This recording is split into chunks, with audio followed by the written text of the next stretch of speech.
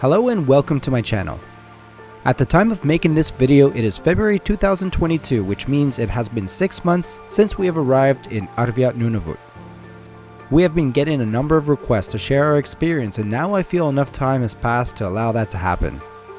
For your convenience, I will chapter certain topics within the video to help navigate through all the information.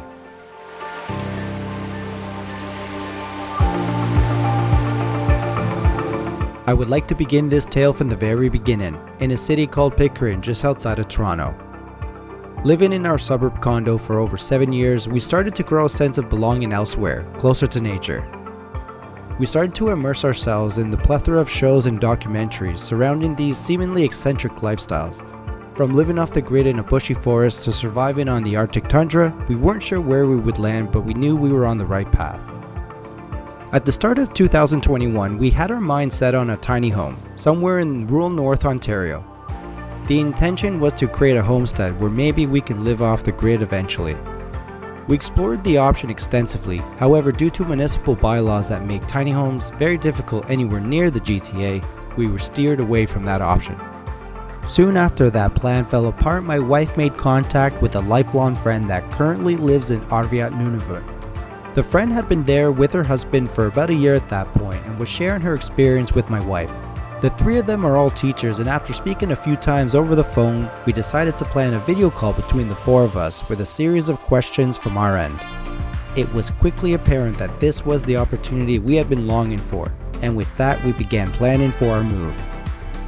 Now everyone's journey to the north is going to look different. However, for us it was one of the most difficult things we have ever done in our lives, and there were definitely things that we would do differently. In our case, since we had a place of our own in Pickering, we had the option to bring our furniture with us or to rent a furnished unit at a slightly higher cost. We decided to bring our furniture, but I believe this was the more difficult option of the two, as we would learn along the way. So without getting into the specific logistical complications, mainly those surrounding traveling with our dog, I would say the biggest challenge was living with no furniture and belongings for almost 2 months. I will make a separate video on the challenges of traveling with a dog, so stay tuned for that in the future. So part of the planning with the moving company involves picking a date to begin the estimated 4 to 5 week delivery. We decided to make this 2 weeks before we flew out of Toronto. The idea was that these 2 weeks, in combination with the 2 weeks we had to isolate in Winnipeg, would get us there about a week or two before our furniture and belongings arrived. There were some delays in the delivery, and our furniture arrived almost a month after we did. During this time, we were living out of 8 tote bins, which had all our stuff ranging from fold chairs to clothes to cookware. Anything that you would need to live over 2 months, we had in those bins, including some of our food.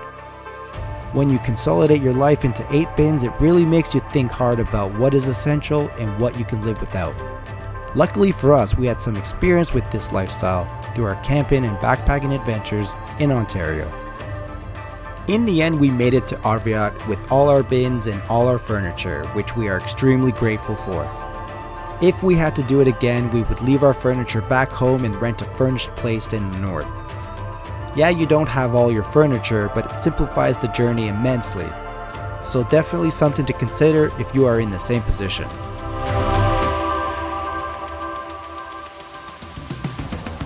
So this brings us to the section of the video I like to call our reflections. In no particular order, here are some of the challenges we had over the past 6 months. The lack of food options is a big adjustment, especially for us spoiled people in Ontario. Because freight is so expensive to the north, you can only get here by plane. They only bring in what they know they can sell. What is worse is the fresh produce, which is limited to what can be exposed to the cold.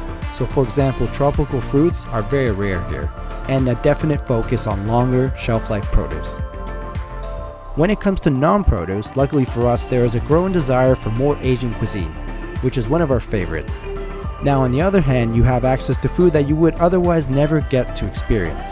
The main sources of protein for the Inuit people in the north are caribou, also known as reindeer, Arctic char, a fish very similar to salmon, and beluga whale. They eat these both cooked and raw, depending on the dish. Caribou is definitely the favorite here, and rightfully so, as the meat is absolutely delicious.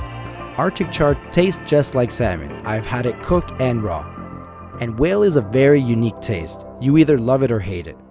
I personally did not enjoy it raw. The smell and flavor was too strong for me, but cooked in a salad was very good. It has a very chewy, dense texture when cooked. Some of the locals even call it chewing gum, so that should give you a good idea. Uppbeat is a dry community, which means the consumption and sale of alcohol is prohibited. However, marijuana is allowed.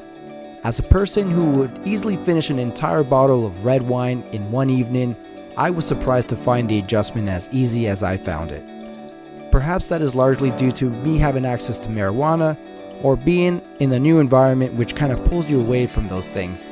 Whatever the reason, I realize this adjustment will not be easy for a lot of people, so if alcohol is something you enjoy regularly, keep that in mind. Also keep in mind that not all communities in the north are dry, so that could steer you to one community over another. The cold is obviously something that is going to be a factor for some. For context, I am someone who enjoys the cold and my wife gets cold very easily. With that said, we have both found the cold manageable, as it really comes down to how you dress and layer.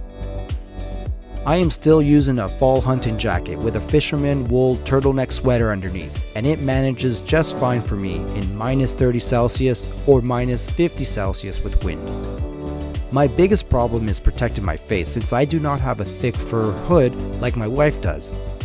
Having a thick fur on your hood creates an air vortex in front of your face which protects it from incoming wind and cold.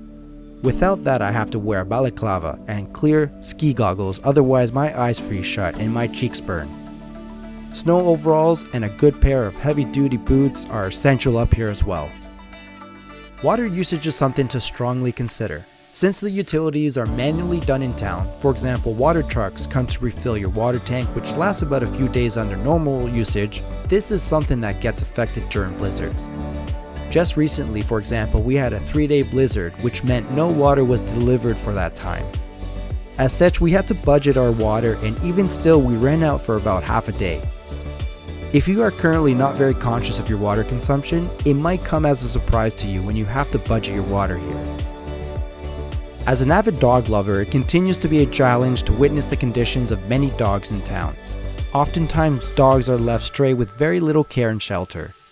A lot of them die over the winter, and those that are caught by local bylaw are often killed within 1 or 2 days if no one claims them. There is a decent percentage of dogs that are well cared for. Rankin Inlet is a large community about 45 minutes on plane from Uppbeat. Recently implemented a system where abandoned dogs are sent down south for a second chance at life.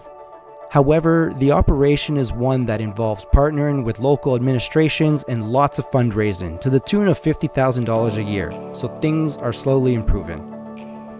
The internet is one of the largest hurdles to overcome and one that might deter some people. The main company that offers internet in Nunavut is Northwestel, which is owned by Bell. Only 3 plans are available at the time, of which I have the highest. This plan allows for 200 gigabytes per month, including both download and upload. The plan also operates at a marketed speed of 15 megabyte download and 2 megabyte upload. However, when I test the speed, it normally runs around 10 to 12 megabyte download and closer to 1 megabyte upload. Further to this, the latency is so bad that it is nearly impossible to play any online game that is not turn-based. On a good day, I'm just over 600 ms. I am an avid gamer, but thankfully for me, I tend to play more single-player games now that I'm older. However, if online games are important to you, it is something that you have to seriously consider. Also, during blizzards, you can forget about the internet, so there's also that. The most uncomplicated challenge to discuss is the cultural adjustment. This is of course going to be different for everyone, but there are things that caught me off guard and some things that I'm still trying to understand. But what I can say is that the Inuit people are incredibly proud of their culture and it runs very deep within their communities. There is so much to consider when moving up to the north, but I think probably the most important thing is approaching the situation with an open heart and an open mind. An open heart as in making sure your motives to come up here are rooted in a passion for culture and life that are quite different than what you may be used to. And an open mind to accept and immerse yourself within a strong culture that runs thousands of years deep. I think it is because of these two things that have allowed for our experience to be so positive. We have learned so much in the short time we have been here, and now that we have settled into the town quite nicely, we are looking forward to further challenges and opportunities to grow from. Thank you for joining us on this reflection video. If you have any questions about our experience in the North, please feel free to leave them in the comment section below. We are planning on making a video specific to the teaching experience up here and how that relates to down south. So if there's something that you would like us to cover in that video, please let us know. I appreciate your viewership. Take care.